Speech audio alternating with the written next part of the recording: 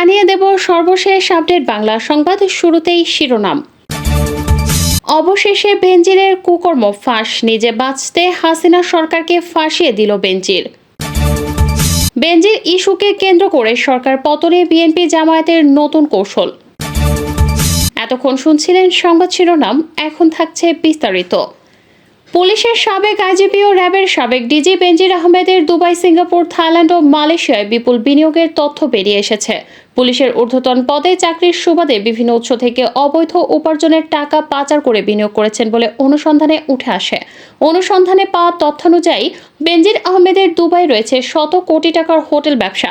সিঙ্গাপুরে প্রতিষ্ঠা করেছেন অর্ধশত কোটি টাকারও বেশি বিনিয়োগের সোনার ব্যবসা। এছাড়া থাইল্যান্ড ও মালয়েশিয়ায় জমি কিনেছেন বলে জানা গেছে।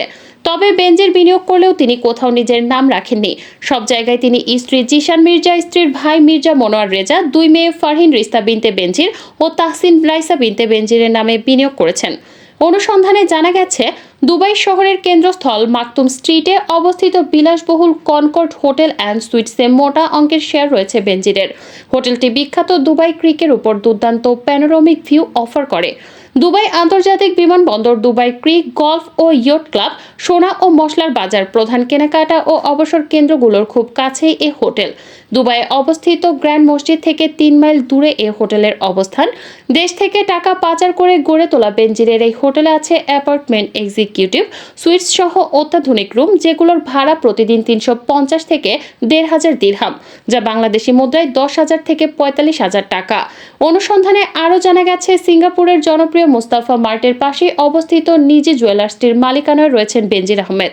দেশ থেকে প্রায় অর্ধশত কোটি টাকা পাচার করে সেখানে তিনি বিনিয়োগ করেছেন। বেনজিরের বিদেশে বিনিয়োগের বিষয়ে বাংলাদেশ ব্যাংকে খোঁজ নিলে জানা যায়, সাবেক আইজিপি বেনজির আহমেদ বিদেশে বিনিয়োগের কোনো অনুমতি বাংলাদেশ ব্যাংক থেকে নেননি। তার কোনো প্রতিষ্ঠানের বিদেশে বিনিয়োগের অনুমোদনও দেওয়া হয়নি। অর্থাৎ অর্থ পাচারের মাধ্যমেই তিনি বিদেশের বিভিন্ন প্রতিষ্ঠানে বিনিয়োগ করেছেন। বেনজিরের মালিকানা প্রকাশে না আনলেও কক্সবাজারের কলাতলিতে দুটি বিলাসবহুল হোটেল রয়েছে তার বিনিয়োগ। হোটেল দুটির নাম হোটেল বেস্ট ওয়েস্টার্ন প্রিমিয়ার ও হোটেল রামাতা লিমিটেড। বনানীর সি ব্লকের 15 নম্বর রোডের 59 নম্বর বাড়ির ঠিকানায় আছে হোটেল ইউনিক রিজেন্সি। এ হোটেলেও বিনিয়োগ হয়েছে বেনজিরের। হোটেলটিতে এক রাত থাকতে গেলে গুনতে হয় সর্বনিম্ন $100 বা 12,000 টাকা থেকে সর্বোচ্চ $250 বা 30,000 টাকা। এ হোটেলে আছে deluxe single, deluxe twin, deluxe king, presidential sweets, VIP sweets, superior king প্রভৃতি বিলাসবহুল রুম। এছাড়া কানাডিয়ান বিশ্ববিদ্যালয়ে বিনিয়োগ আছে বেনজিরের। এ বিশ্ববিদ্যালয়ের city campus ranks RL square প্রগতি সারণীতে অবস্থিত, আর স্থায়ী ক্যাম্পাস হচ্ছে পূর্বাচল নিউ টাউনের 9 নম্বর সেক্টরে। গাজীপুর সদর উপজেলার ভাওয়ালগড় ইউনিয়নের নলজানি গ্রামে 160 বিঘা জমির উপর বিস্তৃত ভাওয়াল রিসোর্ট। 2018 সালের 6 এপ্রিল প্রায় 106 বিঘা জমির উপর এটির যাত্রা শুরু হয়। পরে এতে যোগ হয় আরও 54 বিঘা জমি। 62টি ভিলার সঙ্গে হেলিপ্যাড, রেস্তোরাঁ, জিমনেশিয়াম, সুইমিং পুল, স্পা সহ অনেক কিছু রয়েছে এর ভেতরে। অনুসন্ধানে দেখা গেছে, এই রিসোর্টের একটি বড় অংশই গড়ে তোলা হয়েছে বনের জমি দখল করে। এতে নেপথ্যে থেকে সাহস জুগিয়েছিলেন বাংলাদেশ পুলিশের সাবেক মহাপরিদর্শক বেনজির আহমেদ। কেননা এই রিসোর্টের 1/4 শেয়ারের মালিকানা বেনজিরের পরিবারের হাতে। অনুসন্ধান বলছে, বনের জমি দখল করে রিসোর্ট গড়ে ওঠার সময়কালে বেনজির আহমেদ ছিলেন ঢাকা মেট্রোপলিটন পুলিশের কমিশনার। রীতিমতো পুলিশি পাহারা বসিয়ে বনের জমিতে সীমানা প্রাচীর লাগিয়ে রিসোর্টের কাজ শুরু হয়েছিল বলে জানিয়েছেন বন বিভাগের কর্মকর্তা, স্থানীয় বাসিন্দারা।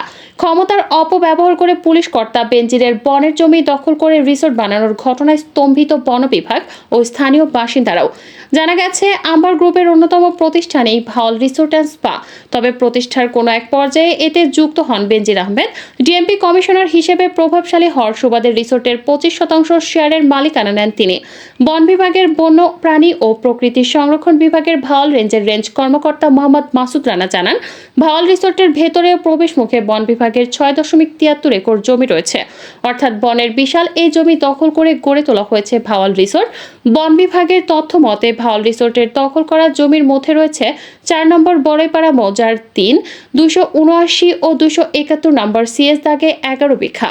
বন বিভাগের কর্মকর্তারা বলেছেন, বেনজিরের ক্ষমতার দাপটে সবাই ছিলেন নির্বিকার নিরুপায়।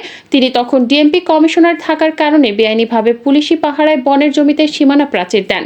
নিরুপায় হয়ে বনের ওই জমি দখলের উদ্ধারে উচ্ছেদ মামলা করে বন বিভাগ। মামলাটি এখনও চলমান বলে নিশ্চিত করেন রেঞ্জ কর্মকর্তা মাসুদ রানা। সরেজমিনে গেলে ভাওয়াল রিসোর্ট সংলগ্ন নলজানি গ্রামের কয়েকজন বাসিন্দা জানান, রিসোর্টের মালিকপক্ষ পার্টিক্স গ্রুপ এবং সাবেক আইজিপি বেনজির আহমেদ কথা জানার পর বেনজিরের ভয়ে এলাকার কেউ এদিকে যাওয়ার সাহস করে নাই। যখন তারা বনের জমিতে সীমানা প্রাচীর বসিয়ে দখল করেছে, তখন কারো সাহস হয়নি প্রতিবাদ করার। স্থানীয়রা আরও জানায়, ভাওয়াল রিসোর্টের নির্মাণ কাজ চলাকালে প্রায়ই আসতেন বেনজির আহমেদ। কাজ চলার সময় স্থানীয় ফাঁড়ির পুলিশ সদস্যরা দিনরাত পালা করে সেখানে পাহারায় দাঁড়িয়ে থাকতেন। পরিচয় গোপন করে কথা বলে রিসোর্টের সিনিয়র রিজার্ভেশন কর্মকর্তা জাহিদ হাসান রিসোর্টটির মালিকানায় সাবেক আইজিপি বেনজির আহমেদের যুক্ত থাকার কথা স্বীকার করেন। তিনি বলেন, ভাওয়াল রিসোর্ট অ্যান্ড স্পার মালিকদের কয়েকজনের মধ্যে সাবেক আইজিপি বেনজিরও রয়েছেন। এছাড়া ভাওয়ালগড় ইউনিয়নের চেয়ারম্যান মোহাম্মদ সালাউদ্দিন আহমেদও বলেছেন, পার্টিক্স গ্রুপের মালিকের ছেলেও সাবেক পুলিশ কর্মকর্তা বেনজির আহমেদ রিসোর্টটির মালিক। তবে কার কত ভাগ মালিকানা তা জানা নেই। অনুসন্ধানে জানা গেছে, যথারীতি এখানেও বেনজির আহমেদ চাতুরির মাধ্যমে নিজের নামটি ব্যবহার করেননি। স্ত্রী জিশান মির্জা, 2 মেয়ে ফরহিন রিস্তা বিনতে বেনজির ও তাহসিন রাইসা বিনতে বেনজিরের নামে রিসোর্টের শেয়ার কেনা হয়। জানা গেছে, এই রিসোর্টে এক রাত থাকতে গেলে গুনতে হয় সর্বনিম্ন 11,000 থেকে সর্বোচ্চ 25,760 টাকা। খোঁজ নিয়ে জানা গেছে, এ এলাকায় প্রতি বিঘা জমির বর্তমান মূল্য 20 লাখ টাকা। শুধু তাই নয়, দেশের বিভিন্ন এলাকায় সাবেক আইজিপির আরও সম্পদের খোঁজ পেয়েছে কালের কণ্ঠ। রাজধানীর বনানীতে অভিজাত হোটেল ইউনিক রেজেন্সিতে বেনজির আহমেদের বিনিয়োগ রয়েছে। একইভাবে কক্সবাজারেও 2টি হোটেলে বিপুল অঙ্কের অর্থ লগ্নি করেছেন তিনি। পদ্মা ব্যাংক এবং কানাডিয়ান বিশ্ববিদ্যালয়ের মালিকানাও কিনেছেন বেনজির। উপজেলা নির্বাচনে অংশগ্রহণ ও বর্জন প্রশ্নে বিএনপিতে ভিন্নমত আছে। এ বিষয়ে দলের কৌশল ঠিক করতে একাধিক বৈঠক হলেও এখনো সিদ্ধান্তে পৌঁছতে পারেনি দলটি। তবে দলটির মিত্র জামায়াতে ইসলামী নির্বাচনে যাওয়ার সিদ্ধান্ত নিয়েছে।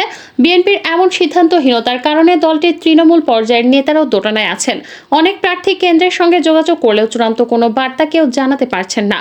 ফলে অনেক নেতা ব্যক্তিগতভাবে নির্বাচনের প্রস্তুতি নিলেও শেষ পর্যন্ত দলের সিদ্ধান্ত কি সেদিকেও নজর রাখবেন। বিএনপির স্থায়ী কমিটির বৈঠকে উপজেলা নির্বাচনের কৌশল নির্ধারণ নিয়ে বৈঠক হয়।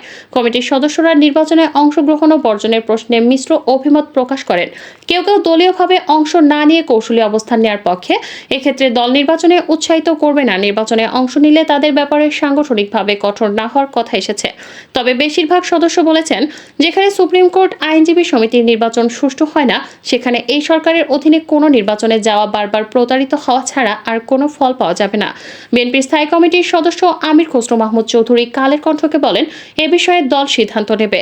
আমার ব্যক্তিগত মতামত হচ্ছে, দেশে কোনো নির্বাচনই হয় না। 7 জানুয়ারির নির্বাচনে 95% মানুষ ভোট কেন্দ্রে যায়নি। নির্বাচন ব্যবস্থাটাই ধ্বংস করে দিয়েছে। সেখানে উপজেলা নির্বাচনে গিয়ে কি হবে? জামায়াতের কয়েকজন জ্যেষ্ঠ নেতা বলেন, স্থানীয় নির্বাচনে সব সময় তাদের নেতারা স্থানীয় দায়িত্বশীল নেতাদের সঙ্গে আলোচনা করে নির্বাচনে অংশ নিয়ে থাকেন।